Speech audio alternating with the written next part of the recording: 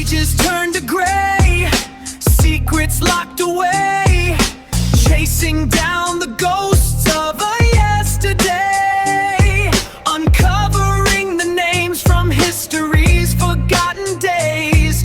The real truth is in the records we ignite, forgotten history. Okay, let's dive into this explainer. Today, we are looking at a story that completely, and I mean literally, rewrote the trajectory of modern music. We're going to explore the incredibly rapid rise and the sudden, truly heartbreaking end of three rock and roll pioneers. And we're going to do it by looking at real archival images from the time to piece together exactly what happened on a freezing Midwestern night that stopped rock and roll dead in its tracks.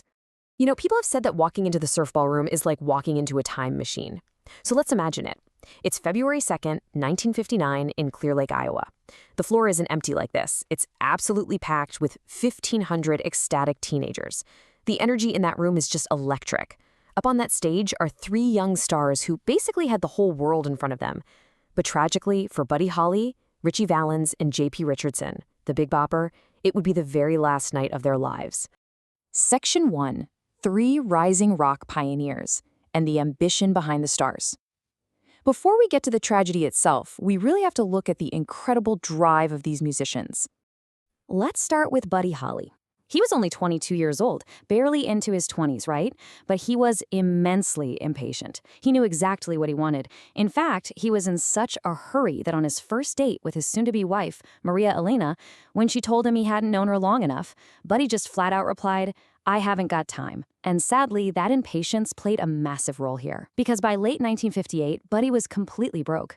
His cash was tied up, and he desperately needed money for his new wife and the baby they were expecting.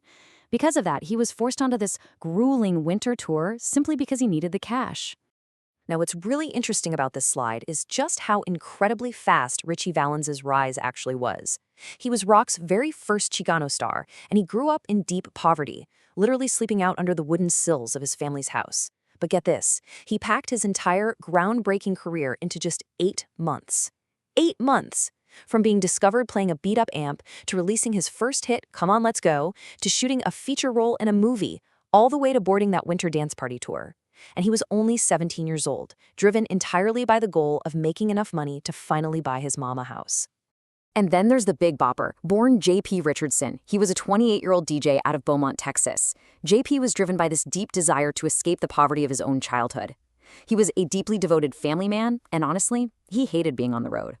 The hardest thing in the world for him was leaving his 5-year-old daughter and his pregnant wife behind. But his novelty song Chantilly Lace had just become this massive smash hit. He knew he had to capitalize on it right then and there to secure his family's financial future. And that is what pushed him out into the freezing cold. Section 2. The Frigid Winter Tour. 21 days on a frozen bus. Here's where the story takes a much more grueling turn. We really have to contrast the two realities of this tour. On one side, you've got the euphoric magic happening on the stages inside places like the surf ballroom. 1,500 cheering teenagers, dancing, totally enthralled. But outside on the tour bus, it was absolute physical misery. The winter dance party tour was a logistical disaster. The musicians were enduring these zigzagging 400-mile drives across the Midwest in the dead of winter. The bus heaters were completely broken, and they were bouncing around on those icy rural roads like ping-pong balls. It was so insanely cold that Buddy's drummer, Carl Bunch, actually suffered severe frostbite on his feet and had to be hospitalized. Just listen to this quote. "We've been out 12 days and our shirts were starting to stand up on their own." Can you imagine? That's the reality behind all the glamour. Buddy Holly was exhausted and disgusted. He wanted clean laundry, a good night's sleep in a real bed, and most of all, an escape from that freezing bus. He couldn't even find an open laundromat in Clear Lake. And that sheer desperation is exactly what led him to ask the ballroom manager about chartering a private plane to their next gig in Fargo. Section 3, a fateful coin toss and the price of a seat.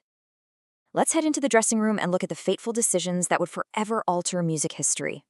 $36. I really want to emphasize that tragic number. $36 was all it cost to buy a seat on the chartered single-engine Beechcraft Bonanza. Buddy had secured the plane, which was being piloted by a 21-year-old kid named Roger Peterson. Now, it was originally just meant for Buddy and his 2 band members, Waylon Jennings and Tommy Alsop. But as word got around the dressing room that Buddy was flying, the lineup for that plane started to shift. And this leads to a truly heartbreaking sequence of swaps. First, J.P. Richardson. He was severely sick with the flu and just couldn't bear the thought of another frozen bus ride. He begs Waylon Jennings for his seat, and Waylon kindly agrees.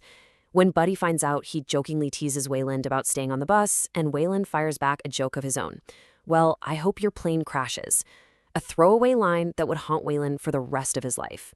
Then there's Ritchie's gamble. Despite his mother being terrified of flying, he had actually adamantly refused flight insurance from her before the tour. The 17-year-old desperately wanted off that bus. He corners Tommy Allsoup and asks for his seat. Tommy pulls out a 50-cent piece and tells him to call it.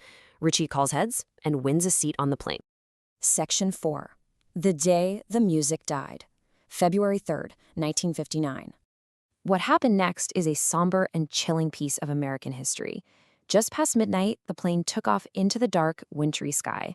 But only 5 miles northwest of the airport, something went terribly wrong. The plane's wing caught the ground, and the aircraft violently corkscrewed over and over into the frozen, rock-solid dirt. Buddy, Ritchie, and the Bopper were all thrown from the twisted wreckage while the young pilot was pinned inside. There were absolutely no survivors. In an instant, the biggest stars in rock and roll had just disappeared. The shockwave of grief that followed was unimaginable. Ritchie's sister was actually at school when she heard. Some classmates cruelly walked up to her and said, "Aren't you Ritchie Valens' sister? Well, he's dead." She thought they were just jealous and making it up, but when she ran home, she found her mother surrounded by people. She collapsed to her knees, burying her head in her mom's lap, crying, "Not Ritchie, Mama. No, I was so sure it wasn't him on the plane." And because of how chaotically news spread back in 1959, the families often heard devastating rumors way before authorities ever reached them. Buddy's own mother had to find out through a horrifying game of telephone. A fan called Buddy's former guitarist, Nikki Sullivan. Then Nikki's mother called Buddy's mother. At first, she didn't even know for sure. When she frantically asked, "Is he alive?" all the other mother could say was, "I don't know. I think he said everyone was dead." It was just an agonizing way to learn your 22-year-old son was gone. Back in Beaumont, Texas, J.P. Richardson's best friend received the crushing confirmation, later saying, "It was the day that our lives stopped." J.P. left behind a young daughter and a pregnant wife, their dream of financial security snatched away right when they were so close to it. And meanwhile, out on the road, unbelievably, the Winter Dance Party tour just continued. A traumatized Waylon Jennings, who just hours earlier had given up his seat and made that terrible joke, had to stand on stage that very night and perform for Buddy. Section 5. An enduring pop legacy. Echoes of 1959. And this brilliantly illustrates how this horrific loss rippled through the decades. At the time, this crash was almost a lethal blow to rock and roll itself.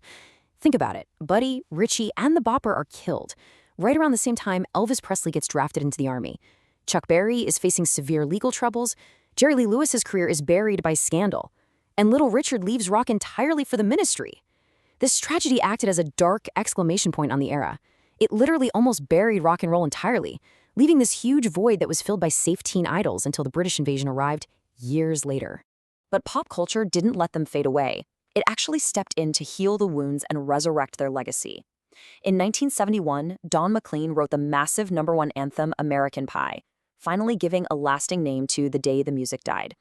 Then, Gary Busey earns an Oscar nod for 1978's The Buddy Holly Story, bringing Buddy back to life for a new generation. And when Lou Diamond Phillips starred in 1987's La Bamba, Ritchie's family actually visited the set. Watching the airplane scene, decades of bottled-up pain finally poured out. That movie genuinely gave his family a space to finally grieve and let go nearly 30 years later. Perhaps the most deeply touching story of closure, though, belongs to the Big Bopper's son, who was born 3 months after the crash. For years, he really struggled with not knowing his dad. But eventually, he spoke to a DJ who had been in the dressing room that final night. The DJ shared a story. That night, JP had asked to touch his pregnant wife's stomach, saying that feeling his own baby kick was what he missed most about home. When JP's son heard that, the tears just flowed. He finally understood. "I'm trying to find out who my daddy is. Now I know my daddy loved me before I was born." So, as we wrap up this explainer, I want to leave you with one lingering question. The legacy of these 3 pioneers lives on today for sure, but Ritchie Valens called heads. How different would the entire landscape of modern music look today if that single 50-cent coin had landed on tails? It's a provocative thought, isn't it? Just a random moment of chance forever altering the trajectory of music. Thanks so much for joining us for this explainer, and keep exploring the incredible history behind the music.